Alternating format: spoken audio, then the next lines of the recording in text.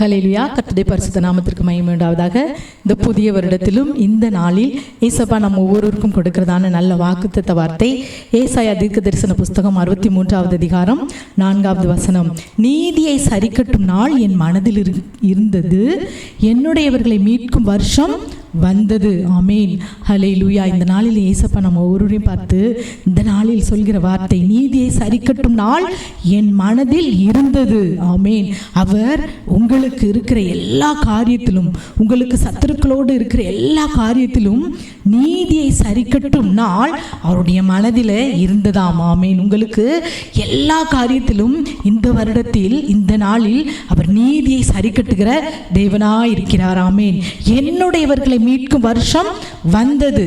அவருடைய பிள்ளைகளாகிய நம்மை உங்களை மீட்கும் வருஷமாம் இந்த வருடம். ஆமேன்.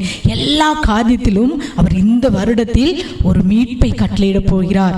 அவரை நம்பி இருக்கிற நம் ஒவ்வொருவரையும், அவரை நம்பி வாழ்ந்து கொண்டிருக்கிற உங்கள் ஒவ்வொருவரையும் எல்லா காரியத்திலும், எந்தெந்த காரியத்தில் நீங்கள் மீட்கப்படணும் என்று சொல்லி இந்த நாளில் நீங்கள் அவளோடு இருக்கீங்களோ அந்த காரியங்கள் எல்லாவற்றிலும் அவர் உங்களுக்கு இந்த நாளில் விசேஷமாக இந்த வருடத்தில் அவர் ஒரு மீட்பின் வருடமாக இந்த வருடத்தை கர்த்தர் நமக்கு கொடுக்கிறார். என்னுடையவர்களை மீட்கும் வருஷம் வந்தது என்று சொல்கிறார். ஆமேன். சங்கீதங்களின் புஸ்தகம் 75வது அதிகாரம் 2வது வசனம் 3வது வசனத்தில், நியமிக்கப்பட்ட காலத்திலே யதார்த்தமாய் நியாயம் தீர்ப்பேன், பூமியானது அதன் குடிகளோடு கரைந்து போகிறது என்று பார்க்கிறோம். நியமிக்கப்பட்ட காலத்தில் ஏசப்பா நம் வாழ்க்கையில யதார்த்தமாய் நியாயம் தீர்ப்பாராம். நமக்கு என்று, உங்களுக்கு என்று அவர் நியாயம் தீர்க்கும்படி, மீட்பை கொடுக்கும்படி ஒரு காலத்தை அவர் நியமித்திருக்கிறார். அது அவருடைய மனதில் இருக்கிறது.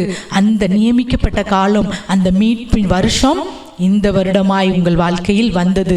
ஆமீன். ஹல்லேலூயா.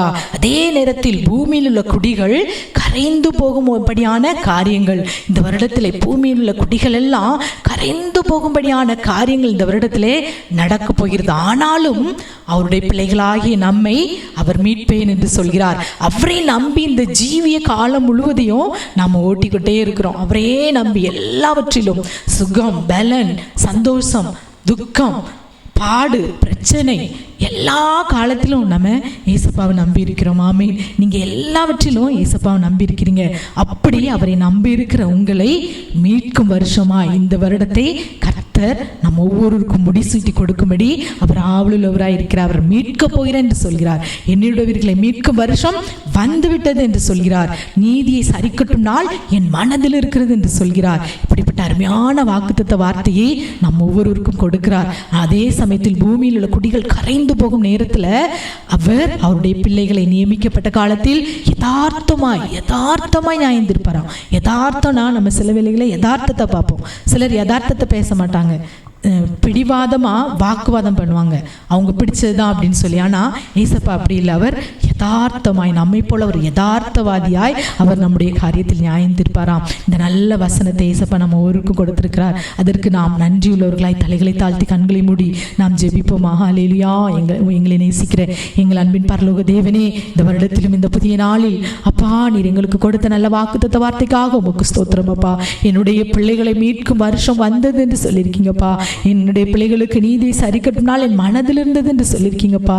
இந்த வருடத்தை அப்பா என்னோடு ஜெபிக்கிற ஒவ்வொரு பிள்ளைகளுக்கும் ஒரு மீட்பின் வருடமாய், எந்தெந்த காரியத்தில் மீட்கப்பட முடியாமல், ஒரு மீட்பை அனுபவிக்க முடியாமல் இந்த காரியத்திலிருந்து என்னை மீட்க ஏதாவது வழி உண்டா என்று சொல்லி உண்மையே சார்ந்து உம்மில் நம்பி, உம்மிடைய நம்பிக்கையில் ஓடிக்கொண்டிருக்கிற, உண்மை நம்பி உம்முடைய விசுவாச வாழ்க்கையில் ஓடிக்கொண்டிருக்கிற ஒவ்வொரு பிள்ளைகளுடைய வாழ்க்கையிலும் இந்த வருடம் ஒரு மீட்பின் வருடமாய் பிள்ளைகள் வாழ்க்கையில் காணப்படட்டும்.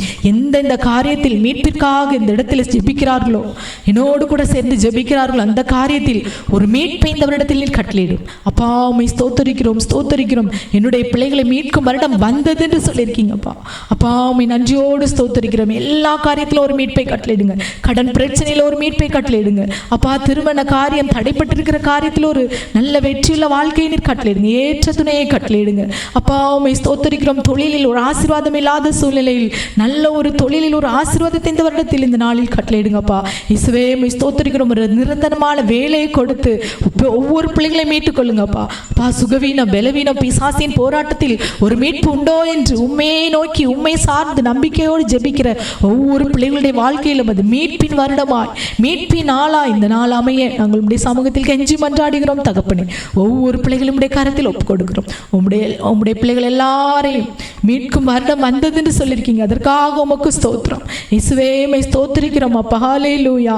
நன்றியோடு உம்மை ஸ்தோத்திரிக்கிறோம். இந்த நாள் ஜெபிக்கிற ஒவ்வொரு பிள்ளைகளுடைய வாழ்க்கையிலும் நீர் வெற்றியையும் ஒரு மீட்பையும் கட்டளையிடும். சகல துதி கன மகிமை உமக்கே செலுத்துகிறோம். இயேசுவின் நாமத்தில் ஜெபிக்கிறோம் எங்கள் நல்ல பிதாவே. ஆமீன், ஆமீன்.